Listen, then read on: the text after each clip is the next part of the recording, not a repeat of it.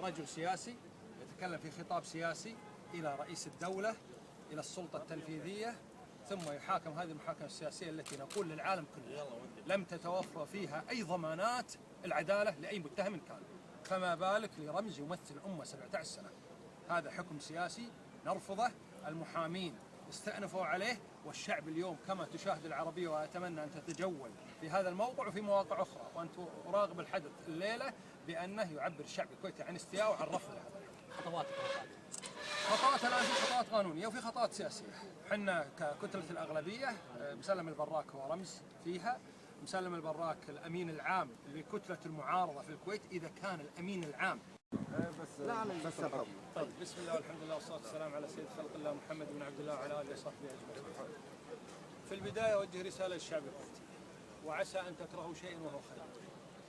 وقول الرسول عليه الصلاة والسلام: عجبا لأمر المؤمن فإن أمره كله له خير.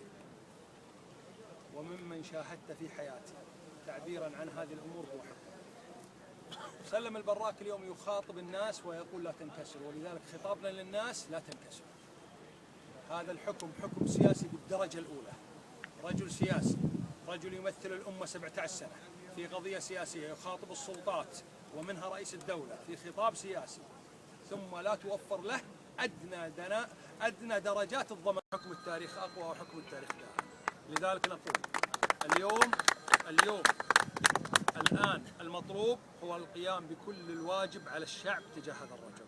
هناك إجراءات قانونية يتقدم فيها المحامين الآن، وهناك إجراءات سياسية. سيكون هناك اجتماع طارئ الآن لكتلة الأغلبية، لكتلة المعارضة، ائتلاف المعارضة، وهناك أيضا اجتماع من هم خير من الجميع، هذا الشعب الذي يتجمع حول رمزه وحول ضميره. أنا أيضا من الملفت للنظر، وسيكون تكريسا لهذا الحكم السياسي وتكريسا لهذه الملاحقات السياسية، بأن إذا لم يمكن مسلم البراك من أن يقدم استئنافه، وأن ينظر من الاستئناف كما كان مع الأخوة النواب السابقين.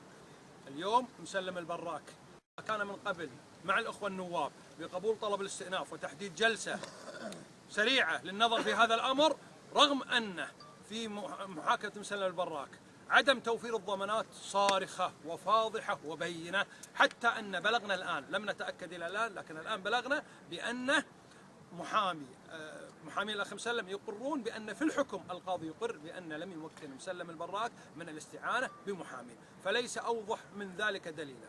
فنقول إذا كان البعض يريد أن يتخلص من قضية مسلم البراك وأنها جمرة الآن، ليس بقضية كرامة الناس وليس بقضية الحكم على رجل مثل مسلم البراك بسجن 5 سنوات.